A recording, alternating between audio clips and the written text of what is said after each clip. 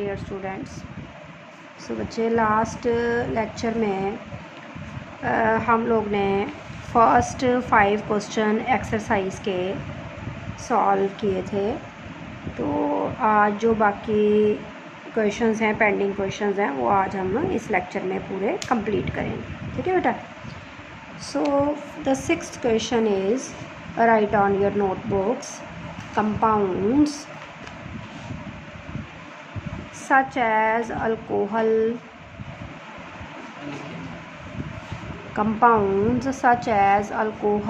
and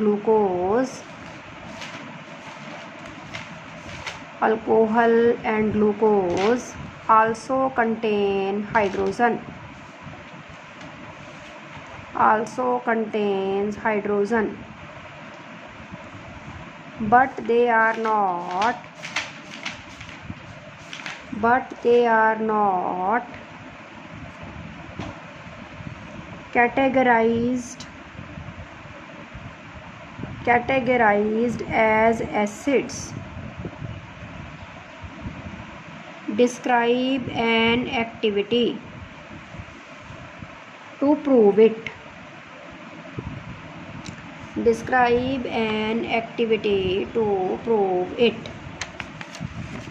तो बच्चे, page number book का है आपका 22, वहाँ पे एक्टिविटी परफॉर्म की हुई है। निकाल लो पेज अपना बेटे 22। तो फिगर आपने 2.3 देखनी है। Acid solution in water conducts electricity. लो जी, आपके सामने डायग्राम आपकी स्क्रीन पे आ चुकी है, आपकी बुक्स पे भी है, आप बुक भी खोल सकते हो। तो क्या नोटिस कर रहे हैं कि एक रबड़ का हमने शू लिया हुआ है, रबड़ का, और उस शू में, रबड़ में दो जो हैं नेल्स, 2 नेल्स हमने फिक्स करे हुए हैं। ठीक है। फर्स्ट नेल को बैटरी के नेगेटिव टर्मिनल और सेकंड नेल को बैटरी के पॉजिटिव टर्मिनल के साथ कनेक्शन दिया। इन द सेंटर स्विच लगाया हुआ है ऑन ऑफ के लिए, ये वाला स्विच है। और यहाँ पे जो है आप ऊपर देख रहे हो जो ग्लो कर रहा है, that is your bulb. So in the beaker if we take an acidic solution like if we take dilute HCl, जैसे कि आपके यहाँ पे लिखा हुआ है बुक पे dilute HCl सोल्यूशन लिखा हुआ है। ठीक है। तो अगर आप HCl लेते हो या सल्फ्यूरिक एसिड या कोई भी एसिड लेते हो, तो एसिड्स ऐसे सब्सटेंसेस होते हैं जो आयोनाइज होंगे, जिनके आयन्स प्रोड्यूस होंगे। और अगर आयन्स बनेंगे तो बल्ब जो है वो ग्लो करेगा। It means solution shows acidic behaviour. और अगर आप कोई ऐसा सॉल्यूशन लेते हो लाइक अल्कोहल, कोई ग्लूकोज, कोई शुगर का सॉल्यूशन, कोई प्रोटीन के सॉल्यूशन, तो वो उनमें आयन्स प्रेजेंट नहीं होते, H पॉजिटिव आयन्स नहीं होते। इवन दैन कि अभी उन पे पास H है भी, पर फिर भी वो आयोनाइज्ड फॉर्म में नहीं होते। तो उन केसेस में बल्ब ने ग्लो नहीं करना। और एक्टिविटी के थ्रू हमें ये क्लियर होता है कि कुछ कंपाउंड्स ऐसे हैं जो जो इलेक्ट्रिसिटी को कंडक्ट करेंगे, और कुछ ऐसे भी हैं जो इलेक्ट्रिसिटी को कंडक्ट नहीं करेंगे। तो सबसे पहले तो बेटा आपने अपनी कॉपी के ऊपर ये डायग्राम ड्रॉ करनी है, और डायग्राम के लिए आप स्पेस छोड़ लीजिए, बुक से देख लीजिए कितना स्पेस लगेगी। और बाकी अब थ्योरी पार्ट आप लोग लिखोगे। In the activity fix 2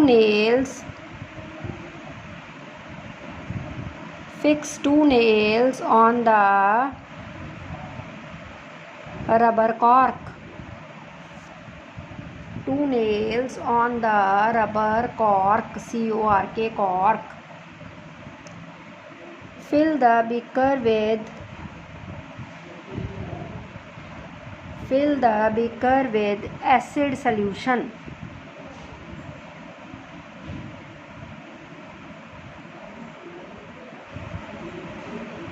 The nails are connected to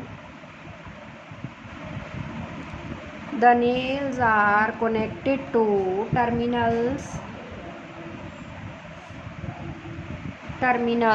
of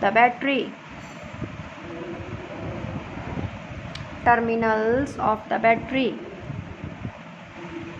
And bulb and switch key.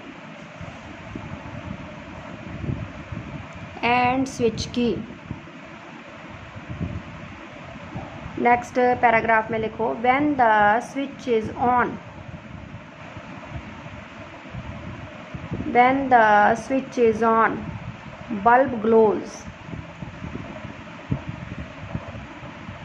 bulb glows. This shows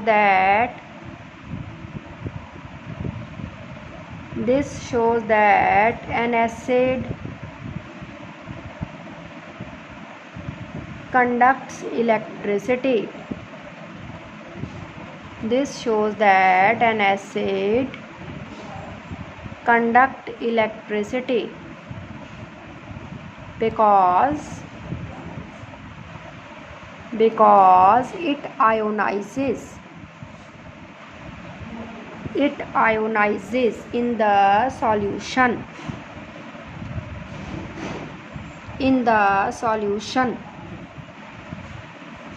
Okay bete. Now next paragraph. If we add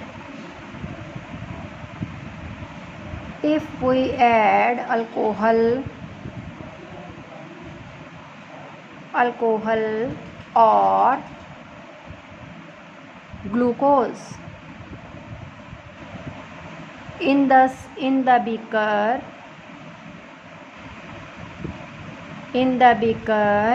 it will not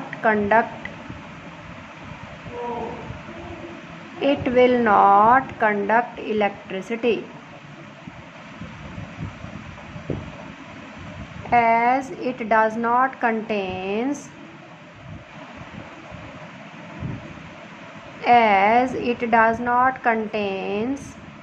ions.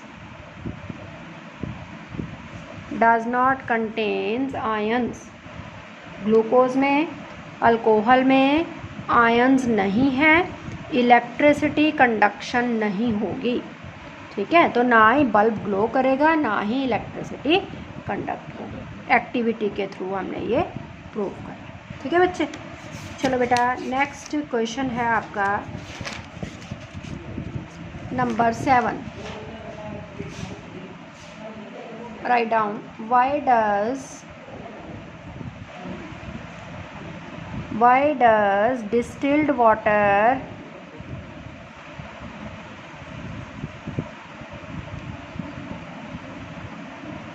not conduct electricity?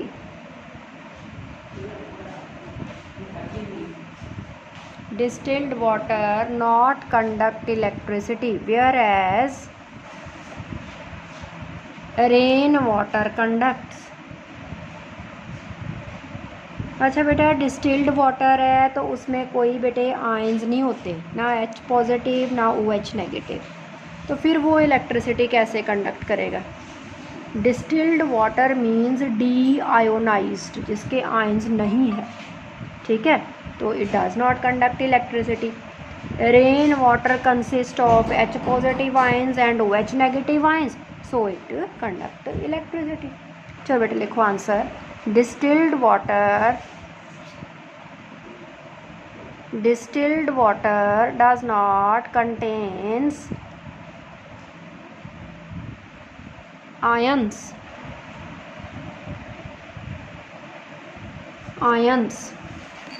देखिए H positive और OH negative,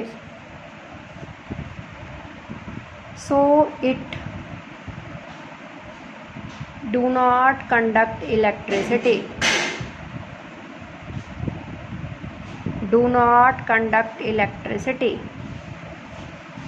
But rain water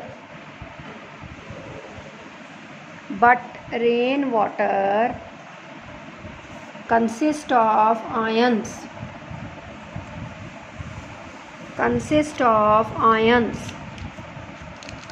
so it conduct electricity.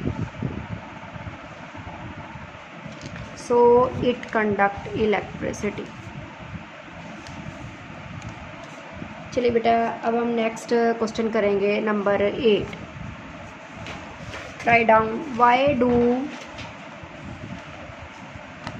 why do acids not show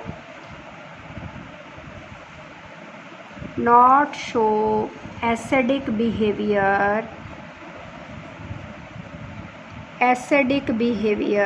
in the absence of water?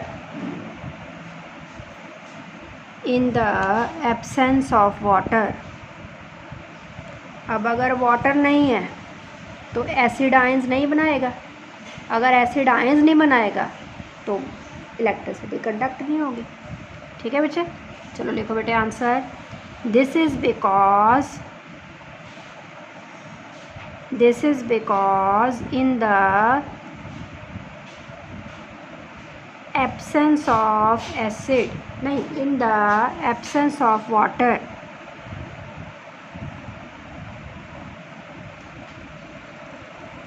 acids do not dissociate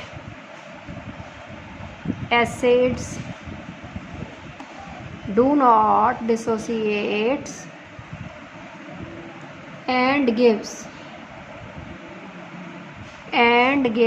ions and gives H positive ions. So acid do not show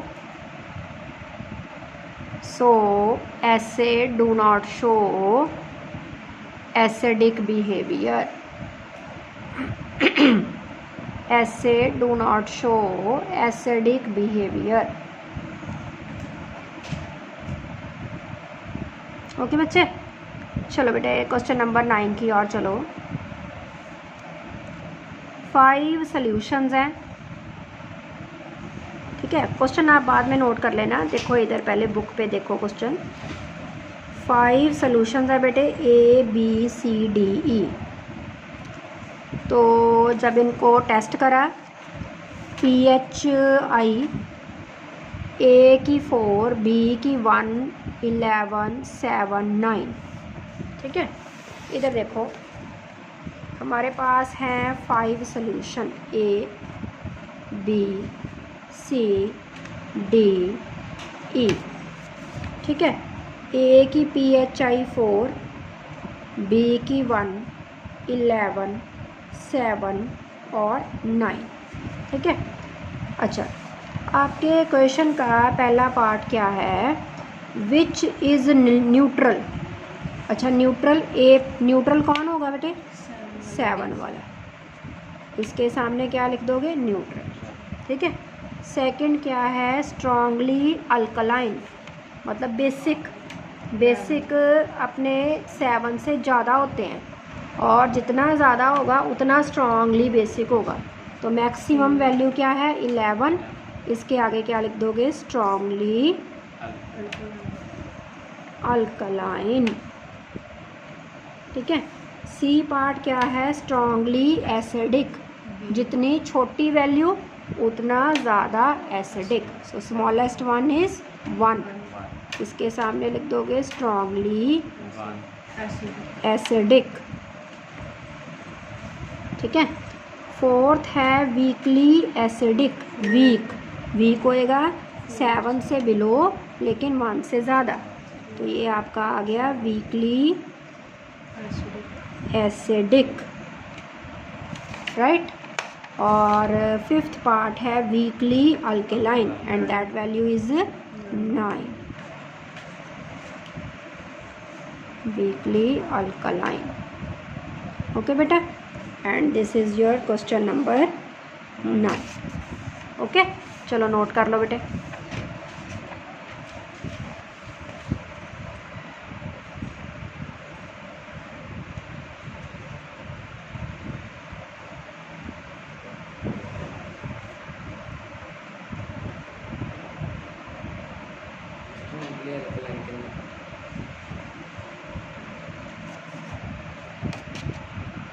अच्छा, अब आपने arrange भी करना है। Question में आपको पूछा हुआ है arrange the above in the increasing order of hydrogen ion concentration. So note करो arrangement. The increasing order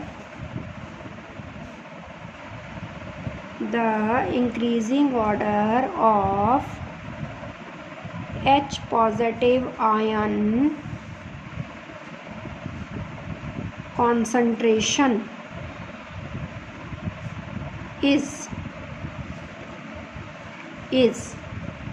so 11 less than 9 less than 7 less than 4 less than 1, right?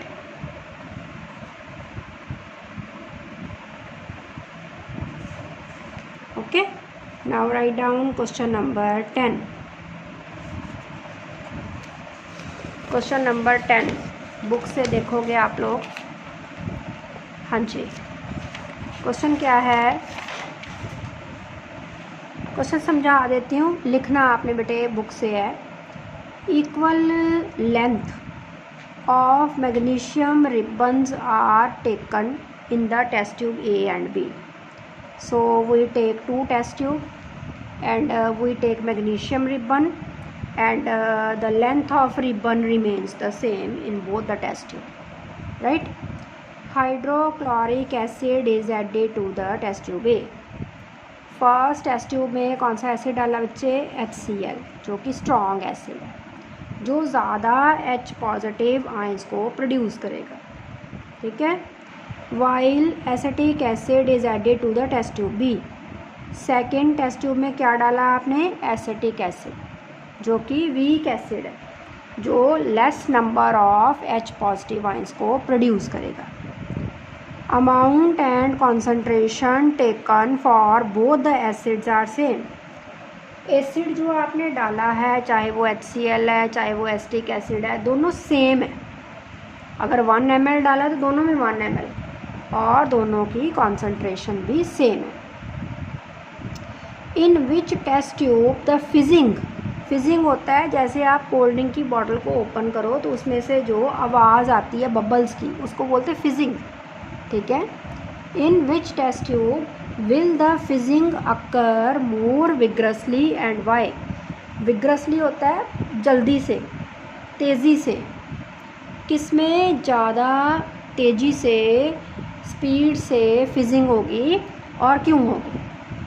देखो, फिजिंग उसमें ही ज़्यादा होगी जिसमें ज़्यादा H पॉजिटिव आयंस होंगे। तो strong acid कौन सा है आपका, HCl, वो ज़्यादा H पॉजिटिव आयंस को प्रोड्यूस करेगा, ज़्यादा फिजिंग होगी, ठीक है, रिएक्शन आपका विग्रस होगा। दूसरा वाला एसिड क्या है, वीक, उसमें no doubt H positive ions बनने हैं बट लेस इन नंबर होंगे और दैट्स वाई उसमें फिजिंग विग्रस भी नहीं होगी, ठीक है। चलो राइट आंसर बेटे। In the test tube A, in the test tube A, fizzing occurs more vigorously.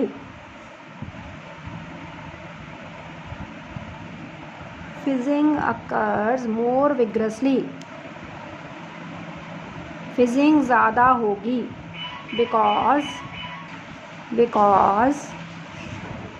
acid is stronger,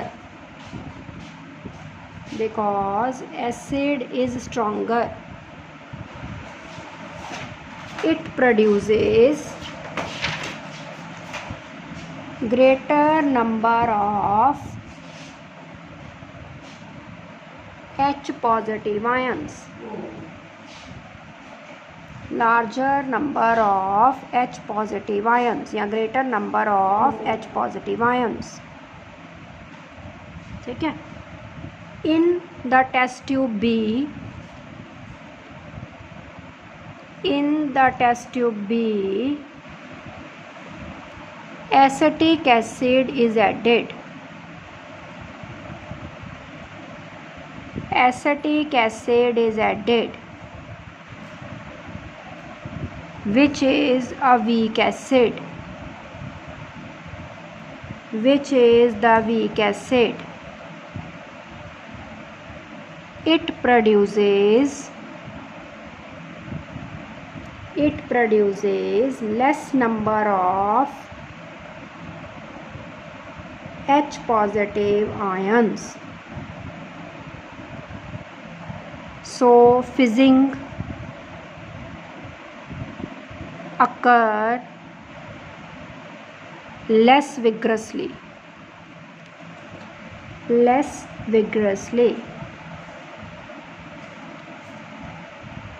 Now let us move to the question number 11. Fresh milk की pH है 6, ठीक है. How do you think that pH will change if it turns into the curd? अच्छा बेटे, milk की pH है 6. इधर देखो, मिल्क की pH क्या है बेटे?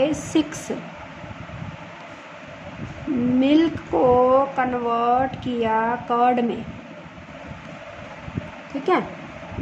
तो कर्ड में अगर कन्वर्ट करें तो क्या प्रेजेंट होता है उसमें? कर्ड में क्या प्रेजेंट है? Lactic acid. तो लैक्टिक एसिड है. एसिड की pH क्या होती है? Less than 7. इट मीन्स जो pH होगी वो क्या करेगी बेटे? डिक्रीज. ठीक है. चलो लिखो बेटे आंसर इसका. Milk has pH equal to 6.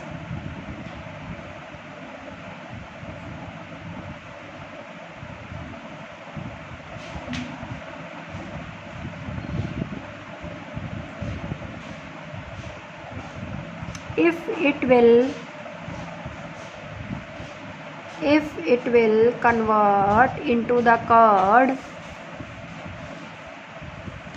if it is converted या convert into the curd,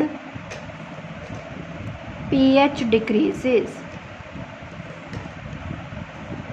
pH decreases because of the formation of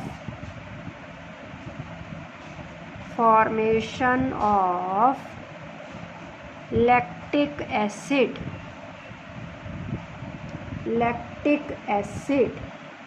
okay, ठीक है जी. चल नंबर करो बेटा 12. क्वेश्चन नंबर 12 जी बेटा. Milkman adds small amount of baking soda to the milk. तो जो दूध वाले होते हैं वो क्या ऐड करते हैं मिल्क में? Baking soda. First part, why, क्यों ऐड करते हैं? देखो फ्रेश मिल्क है तो उसकी pH होती है 6, नियर टू 7 कह लो आप, न्यूट्रल के पास. तो वो उसको बेसिक क्यों बना रहे हैं? ताकि बैक्टीरिया ग्रो ना हो पाए और मिल्क जो है वो कच्चा दूध जो होता है वो स्पॉयल ना हो. ठीक है. चलो बेटा फर्स्ट पार्ट लिखो. फर्स्ट पार्ट का आंसर 12 का A part.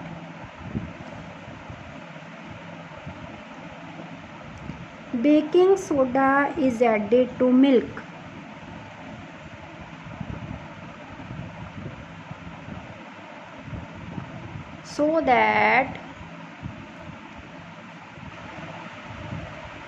so that medium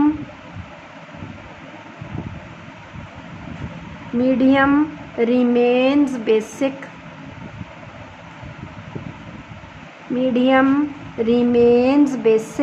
And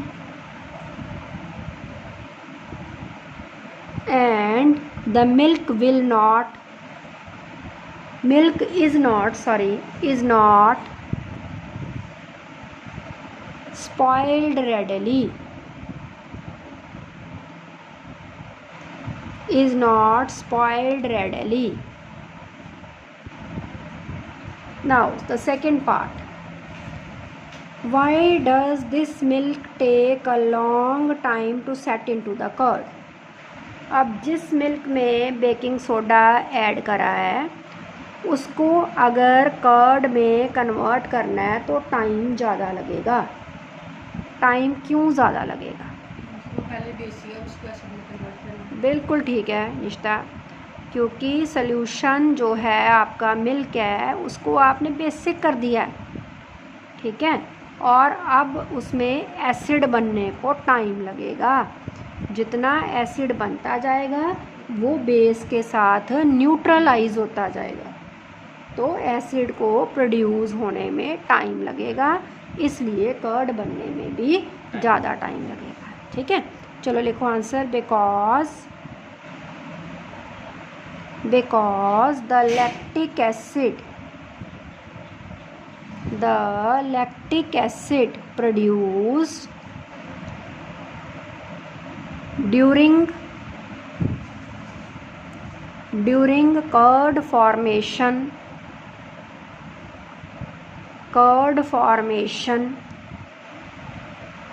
reacts with baking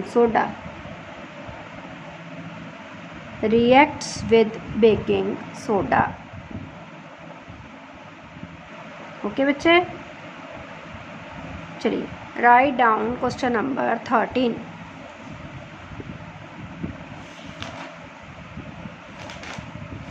plaster of Paris है, should be stored in moisture proof containers. Why? क्योंकि जो प्लास्टर ऑफ पेरिस होता है अगर मॉइस्चर की प्रेजेंस होगी तो वो बिल्कुल सीमेंट की तरह हार्ड हो जाएगा, सेट हो जाएगा। इसीलिए प्लास्टर ऑफ पेरिस को मॉइस्चर प्रूफ कंटेनर में ही सील किया जाता है, बंद करा जाता है। ठीक है बेटा, लिखो answer. This is because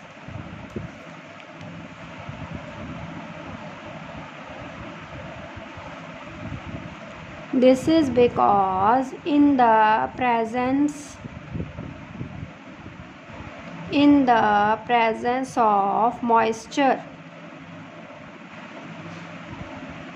the presence of moisture, plaster of Paris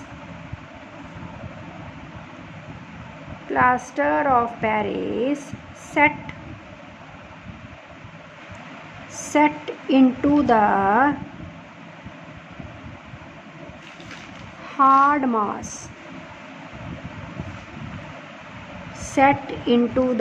hard mass. Write down the equation. CaSO4 dot half times water. This is POP plus 3/2 water gives CaSO4 dot 2 water. Write hard mass.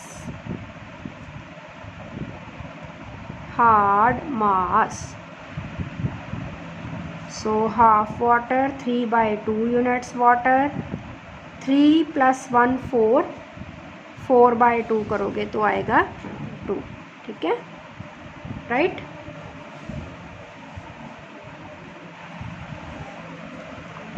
चलिए बेटे 2 questions मोर रह गए हैं, chapter आपका finish हो जाएगा इसके बाद। Right down question number 14।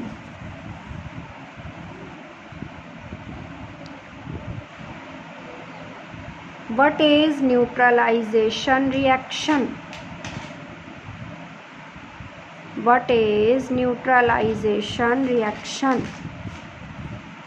Give 2 examples.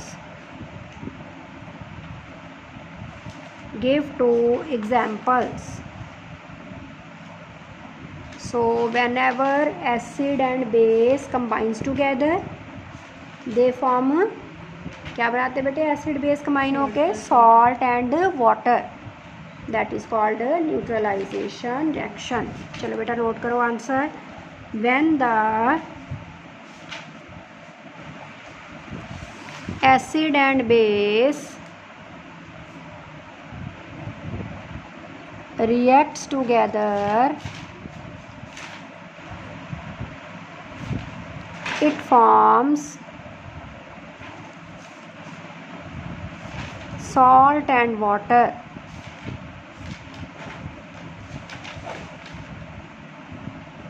It is called neutralisation reaction. Neutralisation reaction. अच्छा एग्जाम्पल्स नोट करो. Example 1, HCl plus NaOH. So this is an acid, this one is base, gives NaCl plus water. ठीक है. चलिए second example, HNO3. This is nitric acid plus KOH, that is a base. Product KNO3 plus water, salt and water.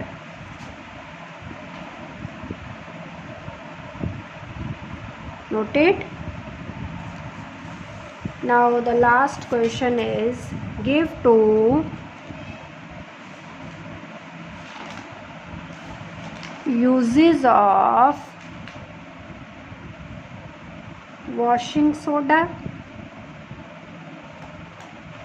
and baking soda.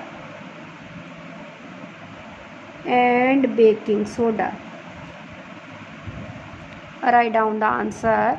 Number 1, washing soda. तो first point आएगा, in the manufacture of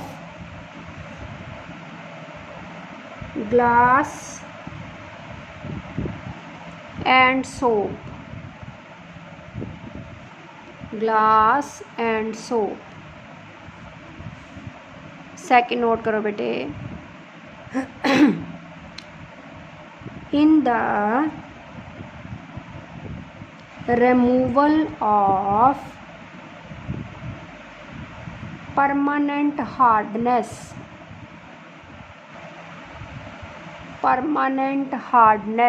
of water. और third note करो, for laundry purposes.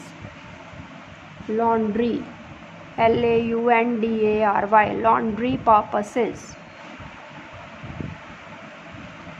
Now make a heading, baking soda.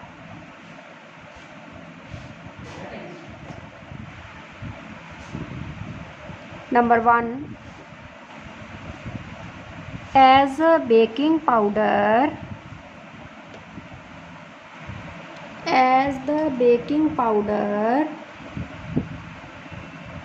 in kitchen, जिससे bread, pastries, cakes बनते हैं, और cakes जो हैं वो बिल्कुल सॉफ्ट और फ्लफ़ी बनते हैं, all due to the presence of baking soda. Second, as the fire extinguisher,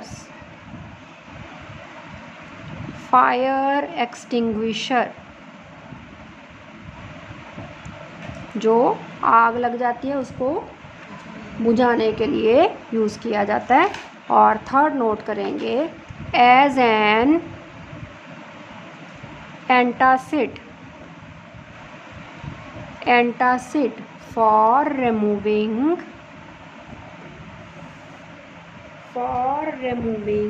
acidity and indigestion, for removing of acidity and indigestion। ठीक है, मतलब अगर एसिडिटी वगैरह है स्टमक में, इंडाइजेशन है, तो भी बेकिंग सोडा ही यूज़ किया जाता है। तो इस लेक्चर में आपका ये यूनिट पूरा कंप्लीट हो गया। ठीक है जी, इसमें अब कोई क्वेश्चन आपका जो है वो पेंडिंग नहीं है, एक्सरसाइज भी नहीं है, और इन बिटवीन जो चैप्टर की डिस्कशन थी वो भी हमने सारी कंप्लीट करी है। ठीक है, होपफुली आपने अच्छे से समझा होगा। अगर नहीं समझा तो एक बार फिर से वीडियोस को वॉच कर लीजिएगा। तो अभी हम लेक्चर को क्लोज़ करते हैं। Good bye, have a nice day to all of you.